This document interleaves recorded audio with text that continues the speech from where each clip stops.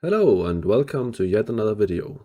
Did you get Terraforming Mars or one of its expansions for Christmas and you are still a bit confused about how to play all of these different corporations? Well, then I got you with today's video. I'll give you one tip on how to play each corp in the game, and I hope that even for some intermediate players that played the game already, there will be a few useful tips. But let's not waste any more time and get right to it. Starting off in alphabetical order, we have Aphrodite. Just because you get a small rebate for every Venus step, that does not mean that increasing Venus is immediately the be-all end-all strategy for you. Horrendous cards stay bad, and if you don't have a huge payoff on hand, it is insanely risky to increase Venus, because other players could have these payoffs, so be careful with increasing the Venus parameter. Optimally, you should only pick Arkadien Communities if you have a freely placeable tile in your starting hand, like Nuke Zone or Natural Preserve, because then you have the freedom to spread your markers in two areas of the map, around your first marker and around that tile. This even works with the city preludes, because the marker you have to place as your first action isn't restricted to be placed next to your tiles.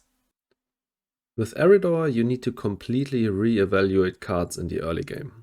A card like Solar Wind Power becomes a really good development card all of a sudden, and is worth playing even if you don't have an immediate use for the Titanium or Power Prod. However, don't get fooled in the mid game and play subpar cards just because they offer 1 or 2 extra MC Prod. If you're playing Arklight and Miranda is in the game, you have to be super careful with 1-point animals, especially with the ones that can come down super early like stratospheric birds, livestock or penguins. Why? Because Miranda gets activated immediately when someone plays Arklight, and if you don't trade with it, animals will accumulate there and the first one to play a 1-point animal can get 3 points for free. But to be clear, you should place a colony there and trade with it anyways, because it's OK points and great card draw. I'd even recommend using an SP to place the colony if you don't get a card for it. Let's get to Astrodrill.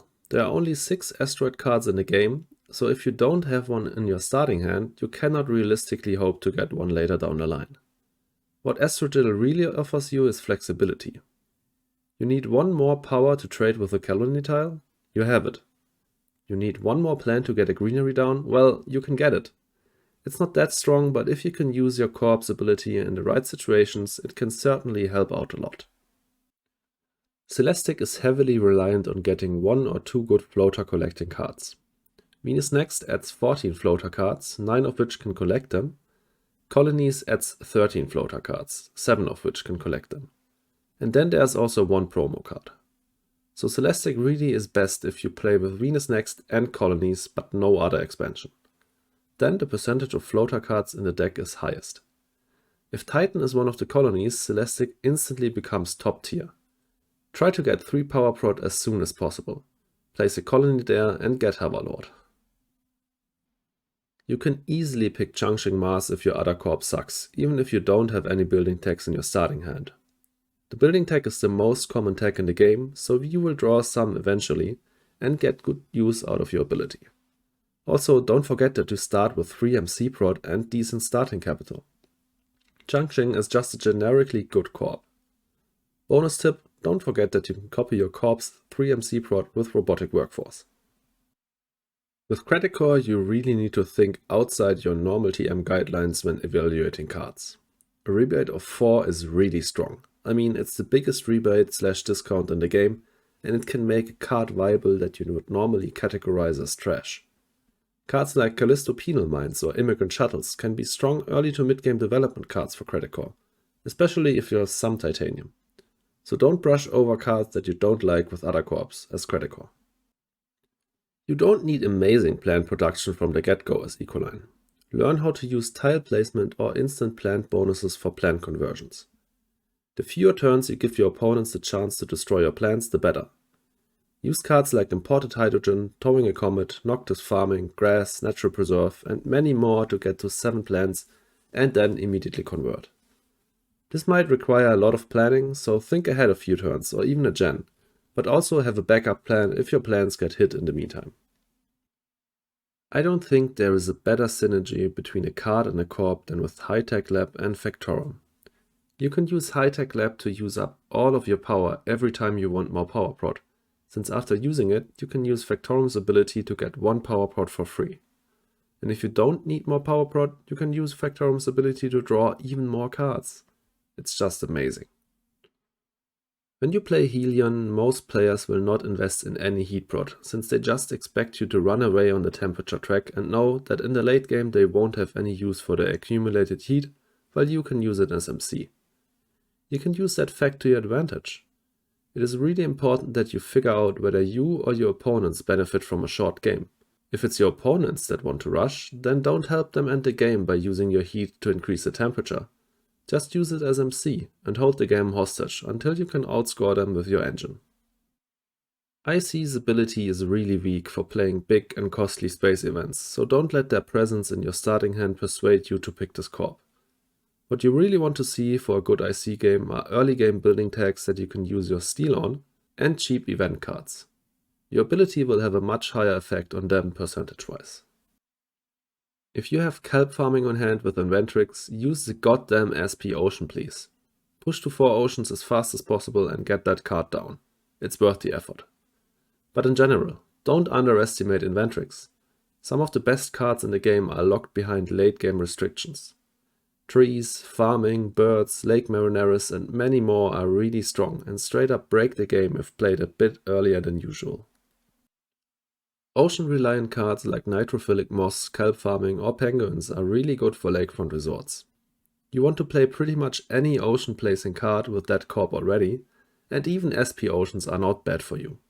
It's even better if you have a payoff for playing all of these oceans. Production cards pay off 1 generation earlier with Manutech, which means it's worth playing them later in the game than you would normally expect. But the most interesting interaction is probably with power prod. Whether it's being able to immediately trade using power, or using Death Center or a bumper immediately when you get them. The possibilities are nearly endless.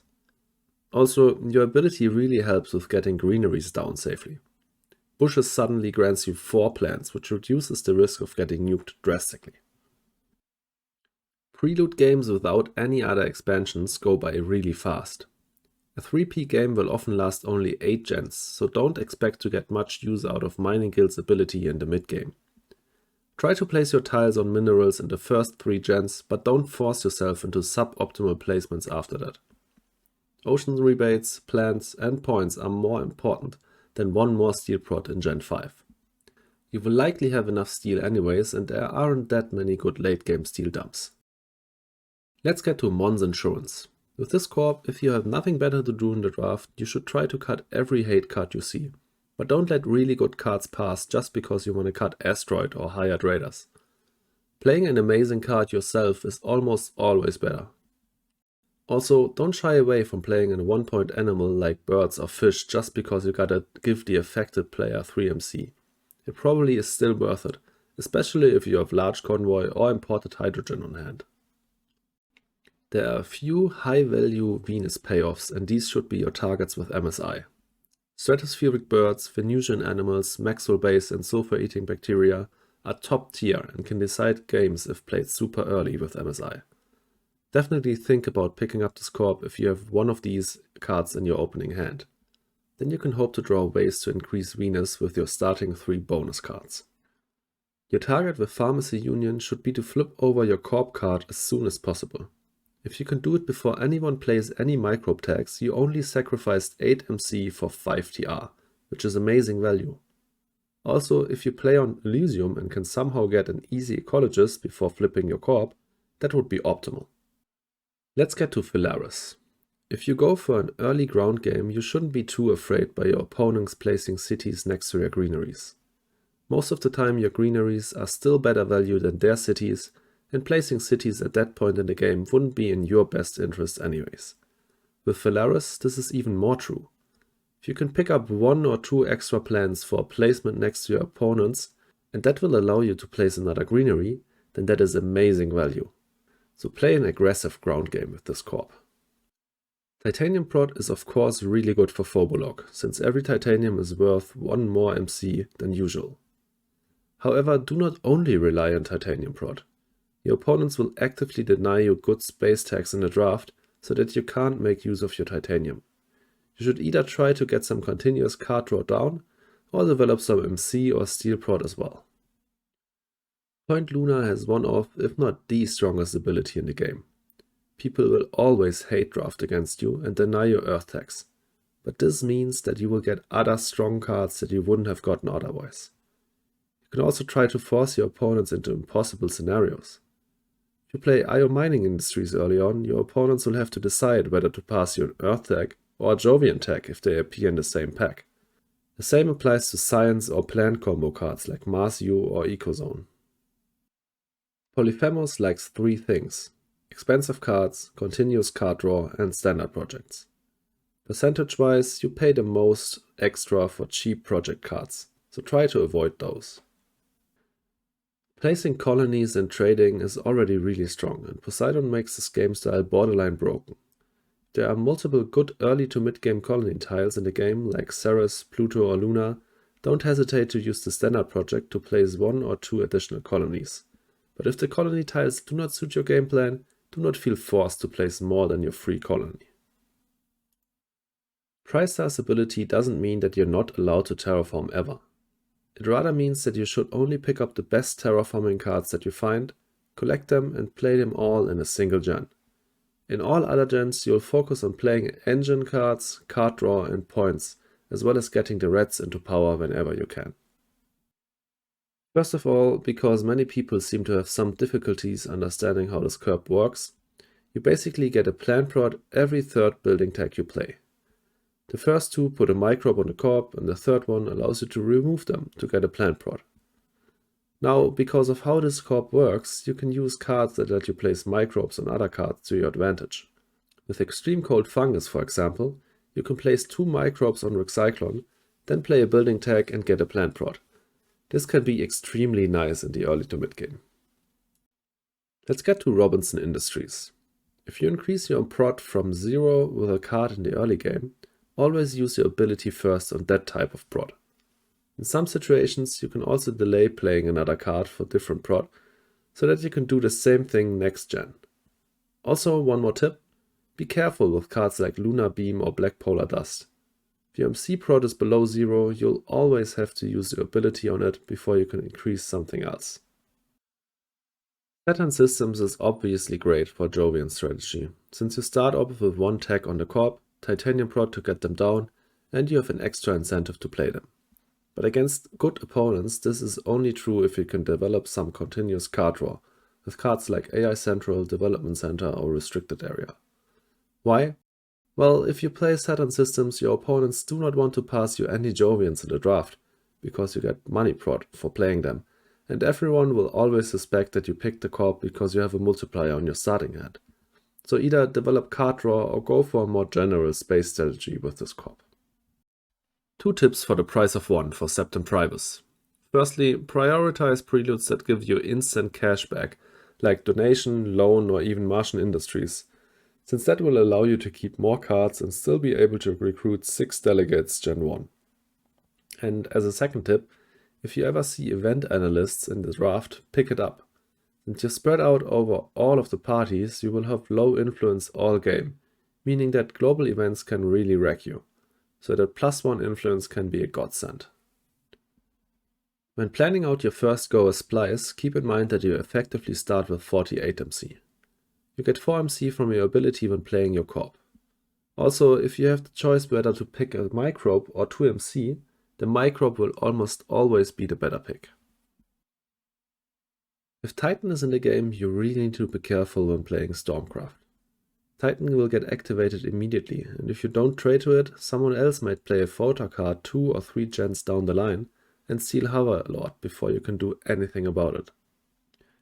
There are a lot of good development cards that are Earth tags, so when you're playing Director, you really need to re-evaluate these in the mid-game.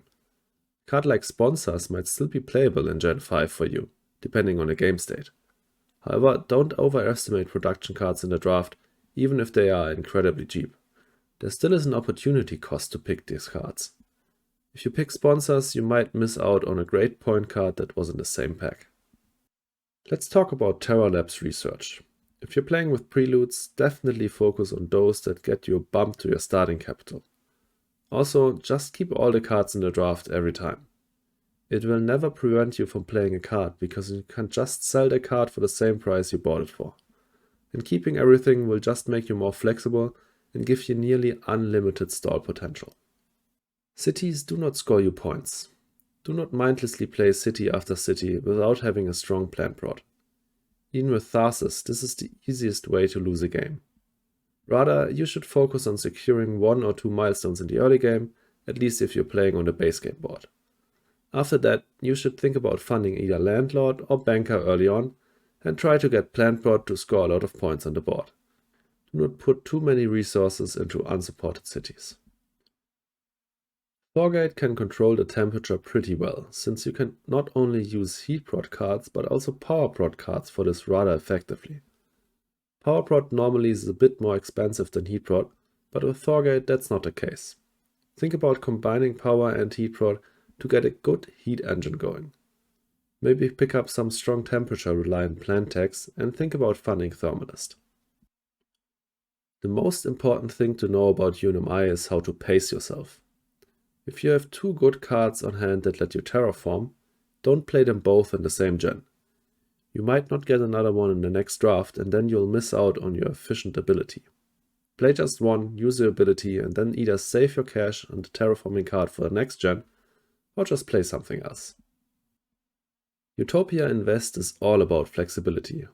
Normally you wouldn't want to use your ability in the early game, since it means that you'll lose out on resources in the long run.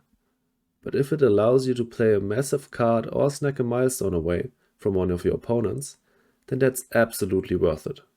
Just be open-minded and think carefully about your turns when playing this Corp. Sometimes you get really unlucky with your Corp, preload or card choices in your opening hand. Maybe you kept Mohole Excavation and Mohole Area, and then the game starts and one of your opponents is playing Helion and gets the letter down with Eccentric Sponsor. Keep in mind that you can react to your opponent's opening moves with the additional preload you get with Valley Trust. You can sometimes pivot into a completely different strategy, since preloads offer an enormous swing in starting capital, tax or production, and are hugely influential on your early to mid game. 2 tips for Viren. First, a bad card doesn't suddenly get good just because you can use it twice. Don't sink all of your starting capital into Stratopolus, for example, when you could have developed an engine card or card draw instead. And secondly, keep your eyes open for the Viren, Ecology Experts and Livestock combo. It also works with fish or penguins. 2 points per gen starting in Gen 1 can easily win you the game. Let's get to the last Corp of today's video.